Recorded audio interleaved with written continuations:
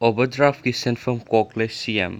state government की मथक्ता ताबा लुपा कोर 269 की ओवरड्राफ्ट न्यूट्रलाइज तौरे हाइना फोंदोकपगा लोइनना स्टेट गवर्नमेंट की मथक्ता RBI ना थंबा पैसा कायबिगी अथिंगबा अदुसु अथुबा मतमदा लौथोकलगनी हाइना चीफ मिनिस्टर एन बिरेन हाइख्रे Khuman Lampak indoor stadium ngasi pangthokhiba manga-suba International Day of Yoga thoronggi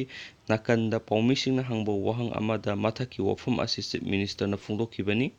Chief Minister N Biren hai Central State ki share oina state asida center dagi lupa crore 3.5 piraklagani amadi open market borrowing oina lupa crore 3 piraklagani haikhiba adugi matung inna ngasi principal secretary na mahaki YAF account ta tharakpa RBI gi message amada state ki overdraft